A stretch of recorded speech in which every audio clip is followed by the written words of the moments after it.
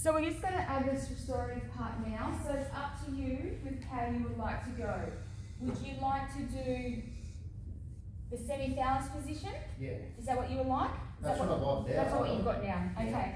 So the semi-phallus position is basically, it's restorative and it's supported. So any pose that you're using, that you can use as much equipment as possible to support yourself, then you can just let go and it feels like you're laying on a cloud. Mm-hmm. I love to do this mainly in a bed because the bed is accessible, mattress is cozy, and you have so many pillows around you. Your bed's a safe place as well for most of us. So if you would like to, you grab your blocks, and everyone's anatomy is a little bit different. As long as the back block is higher than the front block, you play around with how far away and the position. Everyone's a little bit different. Get your hard bolster and have it laying there. So for me, I'm short, so I have to have my blocks short. Now, for those, depending on how long our torsos are, that could be the perfect length. For me, it isn't, so I get the soft bolster or a pillow and just have it at the end so it's a soft landing. As you lay down, you can choose to have your arms at a height so it's stretching, or you can have more pillows underneath your arms. So therefore, it's more restorative. You choose what you feel that you need. So as you lay down into this position, you also have your weighted, non-centered eye pillows as well. So as you come down, this sort of semi-phallus position, you can have your arms open like this. You can have a nice deep stretch. That might feel good for you today. You may want to add more pillows, so then it's more restorative. But with the legs, you can choose to have them bent like I have. You can have the soles of your feet together so they are open. However, feel free to once again get the pillows, stuff them underneath you so that they're supported. Remember though, when you have the soles of the feet together and your legs are open, it is a very vulnerable position. So if you don't feel comfortable being in this position with your legs open, listen to the body. Close them. You may just wish to have your knees bent, or you may wish to have your legs straight. You can incorporate the legs up on the wall, the adaptive version with this as well. So if you would like to have your legs up on the wall, but the adaptive version, you can have the chair. So as soon as the heart or your legs are higher, then your heart, it has a relaxation sensation on the body. You can choose what you feel is good for you today. If you brought a blanket, feel free to have your blanket over you. But also remember, you can have the soft pillow and have it on your chest with your arms wrapped around it. Just like a weighted blanket, it's providing that comfort on the nervous system, that support. When we hug the blanket or hug the pillow, it's like we're hugging our partner. The body doesn't know the difference.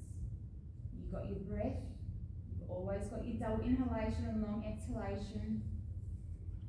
You can move your feet or tap your feet, tap your hands if you need a little bit more movement. You can rock. The body doesn't forget.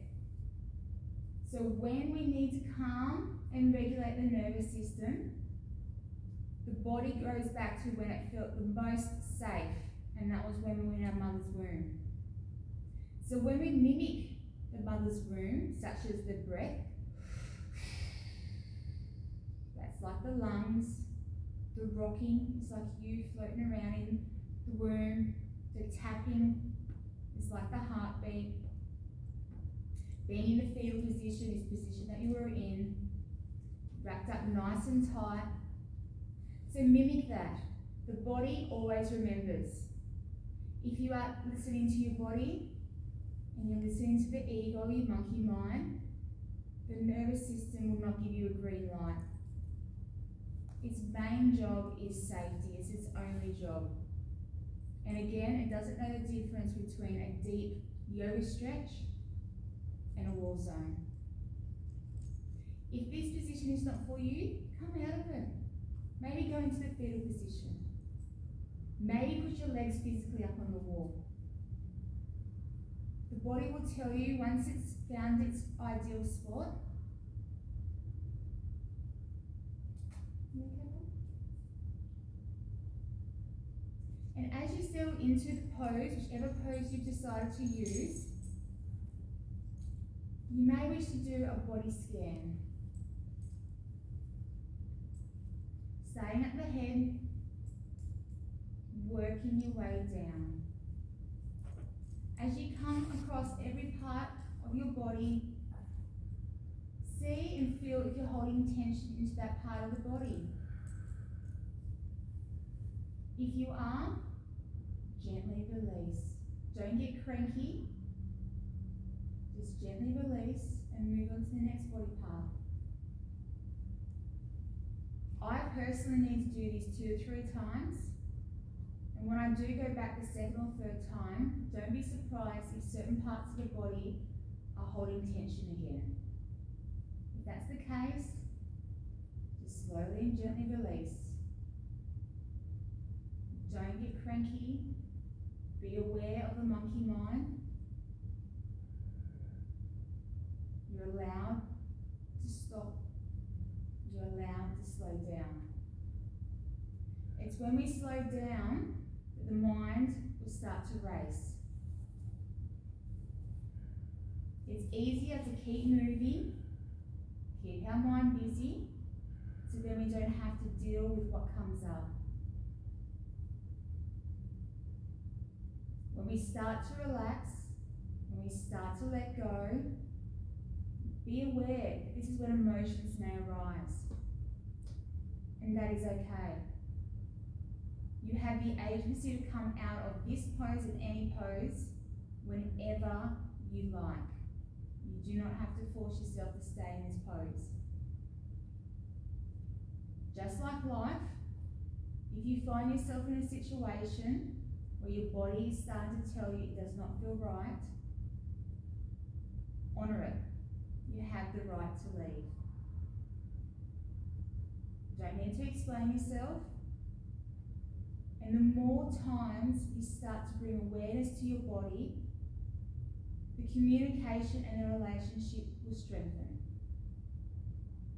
Before you know it, you'll start to feel what is good for you.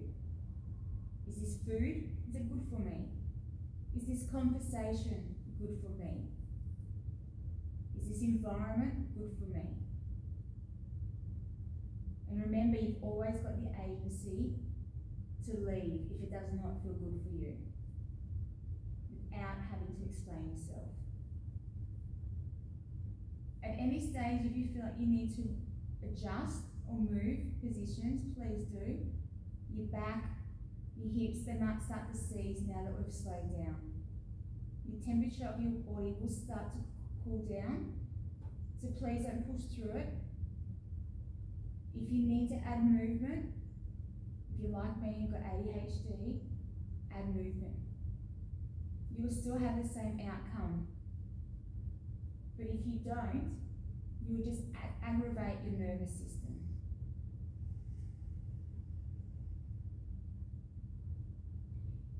As you go through your body scans, be mindful of the background noise that may appear. A car might go past, a child might scream, and because we are in a semi-relaxed state, it may startle you. If that does occur, remember, go back to the basics, go back to your nervous system. Maybe put your hand on your chest or on your tummy and see how you're breathing. Go back to the breath. Then start to release tension in the body. Maybe open those eyes. Tell yourself that you are safe. Remember, we can't control what happens around us, but we can control how we let it affect us. You may need to change positions. You may need to change into a more nourishing position, one that you feel more comfortable. whatever you do, don't push it to the side and ignore it. That's the ego. The nervous system needs to be acknowledged, comforted. Once it's given you the green light, then the musculoskeletal system can then start to stretch the fascia and the muscle fibers.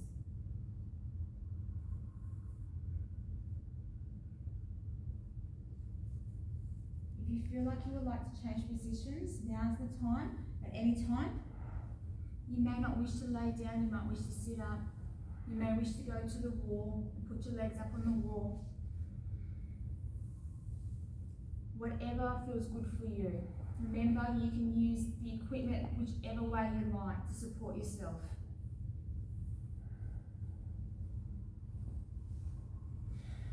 And as we change positions, or you may want to choose the position that you're in,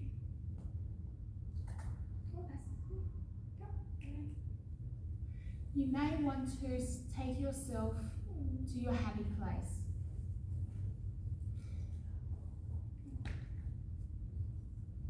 Now, your happy place is somewhere that you can take yourself anytime you like. You do not need permission.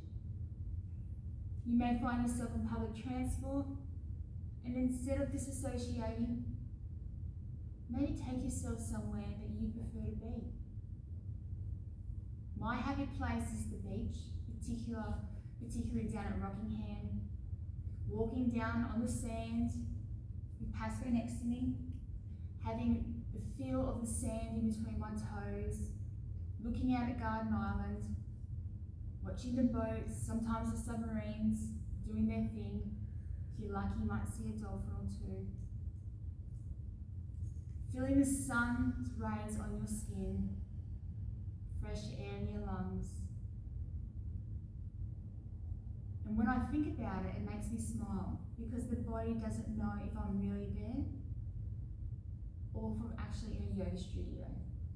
So remember, you've got that at any time you need. If you're finding it hard to sleep at night time, you're waiting for your medications to kick in, maybe introduce that as part of your sleep hygiene. Legs up on the wall, having cushions underneath your bottom to support you. Go and do a few cycles of releasing your body.